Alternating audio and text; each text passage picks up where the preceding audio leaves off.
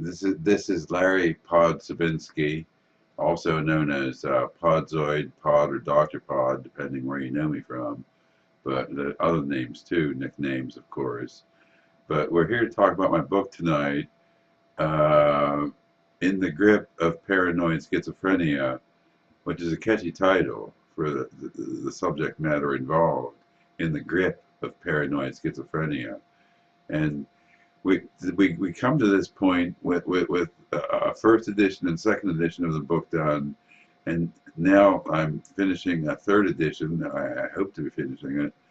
I'm waiting on some contribution from a social worker on the problems my case presented at the time for the facility I was housed in. But I wanted to say, so this is an introduction to the story. What is the story? Well, it's an absolutely true story. I don't believe anything was embellished into something it wasn't at the time. Uh, the story goes back to my senior year of high school in November of 1975, when something was befalling me, and I didn't understand or know what for at least 20 more years. Uh, but so then in December of that year, December 12th, 1975, I was first admitted to a psych unit for the first time in my life. One of many to become, would become one of many times. And I was given early medication and responded to it, and graduated high school, and went to college, and worked on my own in the city at the time, in the 1970s. And I took medication, and I was able to work and hold on two classes at the community college a quarter that I was able to take, and lived on my own. I had a duplex, cinder block duplex apartment in Tampa, and I paid my rent, and I worked, and I paid my own bills, and it was a happy time of my life, one of the happiest times of my life when I was on my own, and I was able to do some of the things I'm able to do today in a different way, and technology-wise back then with the music synthesis, and with different technologies and keyboard synthesizers, but one of my favorite interests and hobbies.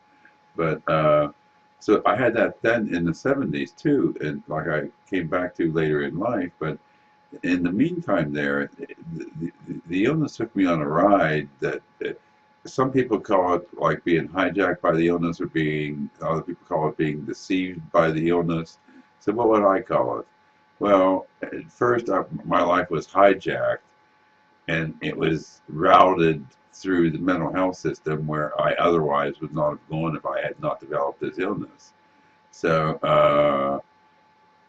then later, when the illness became worse, the last 10 of the 20-year period there, uh, I was deceived, I would say, by the delusions as being real, and deceived as by the hallucinations of the government UFOs sent to spy on me and capture me and things.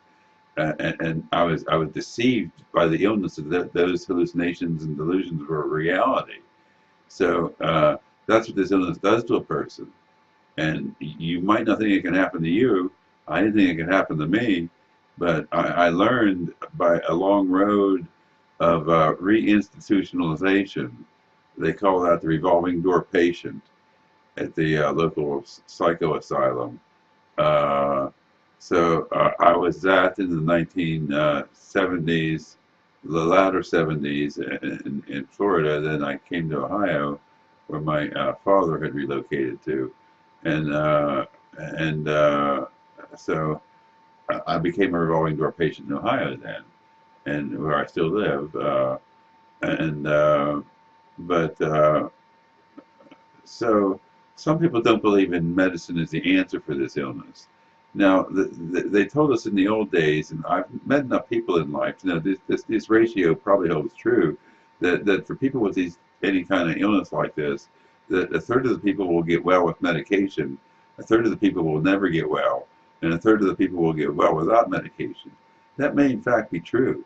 I've seen enough people, and enough people get better without medicine and with medicine and just never get better. And so I'm not, I don't have a degree in mental health or anything. I just have life experience of 40 some years of living with this and learning from it. And it took 20 years to learn what the schizophrenia was doing to me. Uh, I,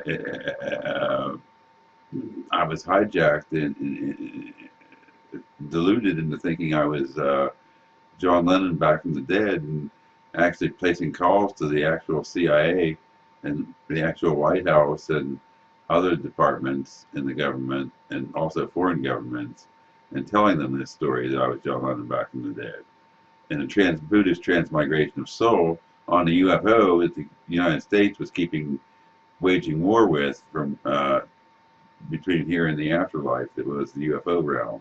I was deluded into thinking like that from whatever the illness, from the illness. Yeah, it does that. It distorts the way you think, and it superimposes upon reality things that are not there, that you become convinced by nature of the illness. They all tell me that, and that's what happens. It appears as reality.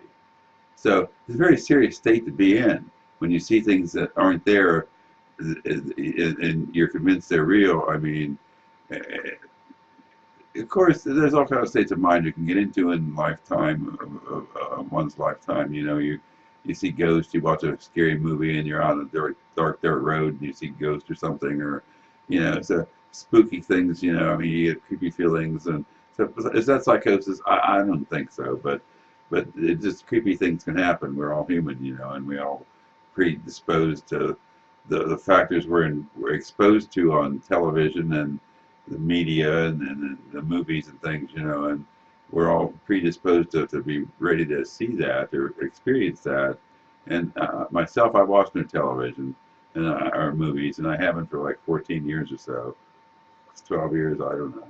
But I'm happier yet because internet became what it did and enabled me as a therapy to exercise my mind once I did become well, which took the FDA approving a newer generation of medication. That's what I was saying. Some people don't believe in medicine as the answer. Well, my answer to that is you just haven't found the right medication if it's not working for you. I always stress the fact that the word effective, the quote unquote effective medication is what you need with this illness. So through a long series of years behind me now, 22 to be exact, I've been on the right medication, and medications have been added and subtracted, and well, the main medication I'm on, though, I'm still on, that made me well, but things have been added to it that has enhanced my ability to think even better, and I'm very happy about that. Yeah, to me, the medical model works. If I didn't take this medicine and stick with the commitment I made 22 years ago, 21 and a half years ago, to the judges in the county seat here and the local authorities, and as well as to the CIA and Security Operations Center and the Secret Service, and I made a commitment that I would take this medication because it made such a difference that it cleared my mind and I could see what I had been doing. I looked over my shoulder at the patients on the day room of the psycho ward, and I saw the payphone room where we could use, and I knew who I'd been calling suddenly. It was the CIA and the which department and that department, and I thought, man, this is something, man. This medication works. I can see what the hell I've been doing. I've just been a crazy, a lunatic. I mean, so I caused all these problems for all these government agencies. I'm very sorry about that. But it's an illness that can do that to you, is what the professionals have told me. Something just like that. It can be different things. There's no predicting it. I mean, with me, it's always John Lennon back from the dead, and I was never a big John Lennon fan, so I don't know why that is. I like his music now. I've heard it since I was that way. I bought it all and listened to it, and it's interesting, his solo music. I kind of have a fondness for the radical nature of some of it. Anti-government, anti-religion, anti-everything. I mean, but, uh, but that goes back to the '70s when I was young, when every young person wanted to change the world. I mean, we grew up with the Beatles song, "We All Want to Change the World" in Revolution. The song. So so well. Screensaver just came on. I can't see myself now. Excuse me a minute.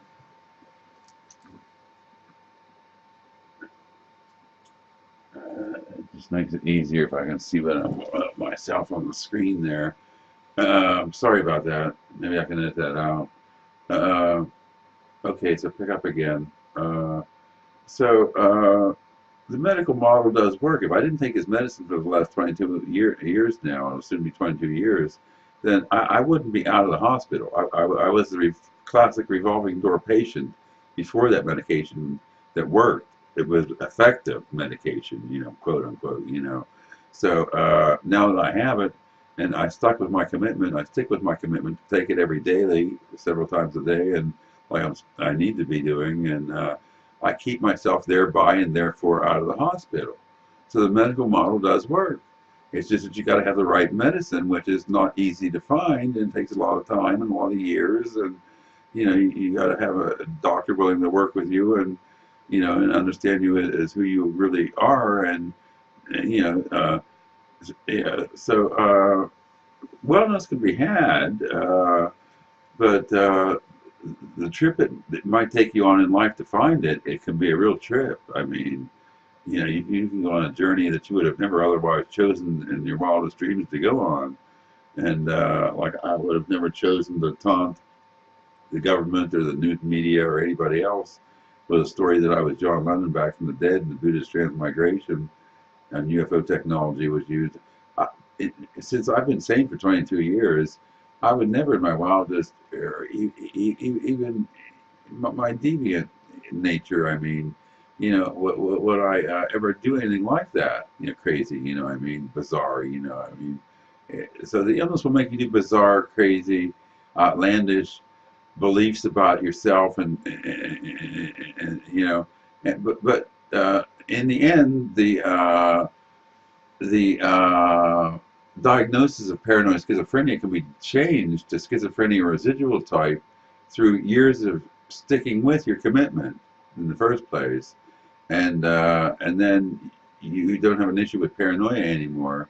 So for a long enough period of time, your psychiatrist notices this. Hopefully, they downgrade you to residual type like mine did, because that's a whole different stigmatism than just schizophrenia residual type and the paranoid schizophrenia and the grip of paranoid schizophrenia. Well, if you want to read about what it's like to be in the grip, read my new upcoming third edition of my book.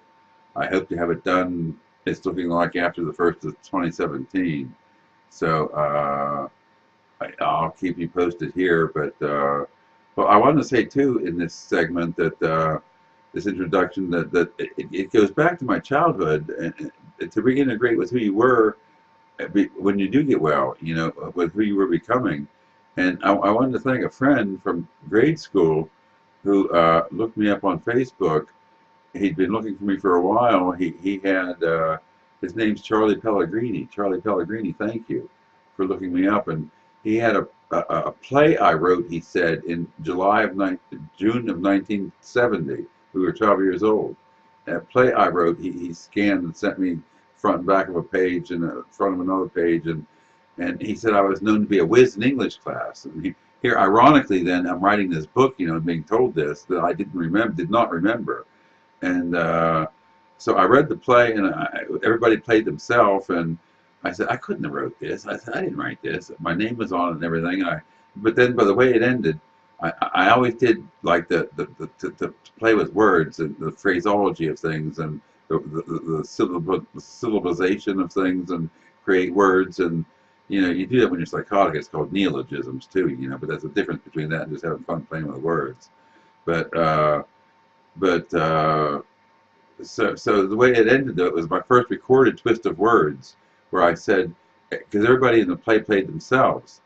the guys in the class, you know. And it said, in the end, it said, like the Dragnet TV show at the time in the 1960s, the cop show, the names have been changed to protect the innocent. So I wrote in the end, I said, the names were not changed to protect the innocent because there are no innocent. So when I read that, I said, I did write that. It's my first recorded twist of words on paper that exists today. So, I was born, I guess, to be a writer, maybe, and I just didn't know the story I would write about would be my own encounter with or brush with paranoid schizophrenia and what it did to me. But that's what the book's about, and how I found wellness and how I maintain it is simply by taking my little pill friends every day on time. And if you don't believe in the medical model and hate me for that, you just haven't found the right medication. You need something that works better to clear your head, and then it's all obvious to you then that psychosis is psychosis, and it's nowhere to be. Stay in the green light and the sunlight, and search for the light, and may it always be well for you. Peace.